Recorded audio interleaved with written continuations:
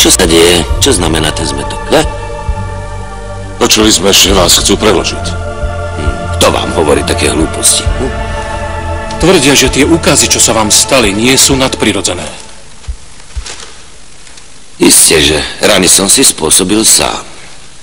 Sú z Manfredonskej kúrie. Píšu tam, že biskup na vás podal sťažnosť.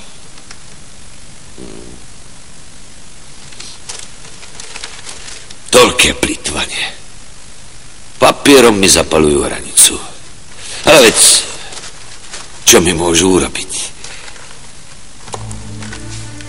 Mňa už predsa ukrižovali. Áno, ale Krista neobvinili z nemravného správania. Ani zo znesvetenia kláštora. Biskup z Manfredónie je ničomný kňaz, špinavec, kradne peniaze kúrie. A je veľký suchnička. Kto si ty?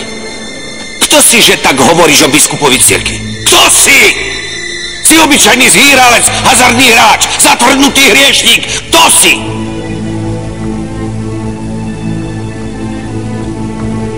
Nauč sa pokore. Predovšetkým pokore. Ďakuj Bohu, že mám také ruky. Inak by som ťa zmlátil ako žito. Zmizni. Satan sa nevyháňa, Satano, zmizni! Choď preč, choď!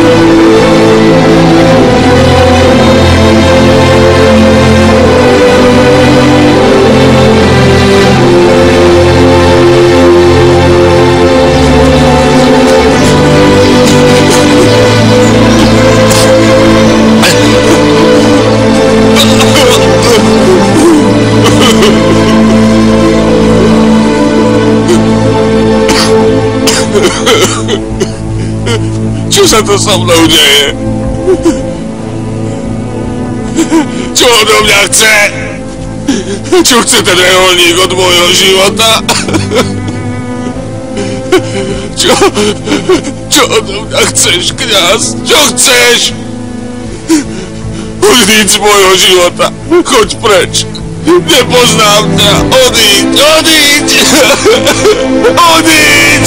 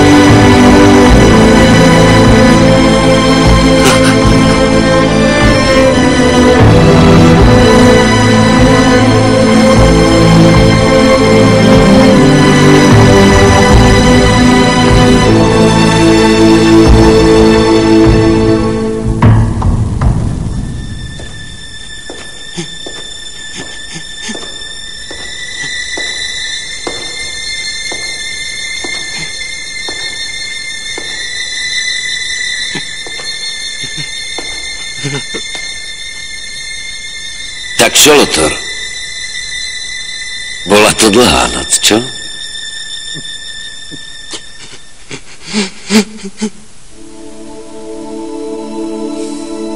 Čo odo mňa chceš?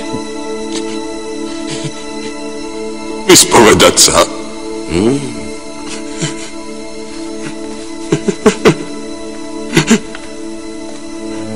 Chceš sa vyspovedať? Nepotrebuješ to. No tak, svoje hriechy si mi povedal v noci. Spomínaš si? Musíte mi pomôcť, páter. Ja chcem zmeniť svoj život. Chcem nájsť pokoj. Hľadám ho vlastne už odjak živá. odjak živa. Prichádzaš on žiadať mňa? Ja som od narodenia nemal chvíľu pokoja.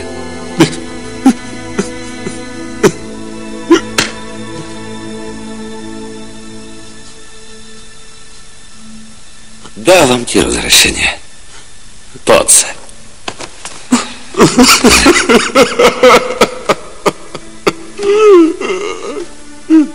Vykúpiť slabú dušu, to je ako zachrániť stromček, ktorý vysychá.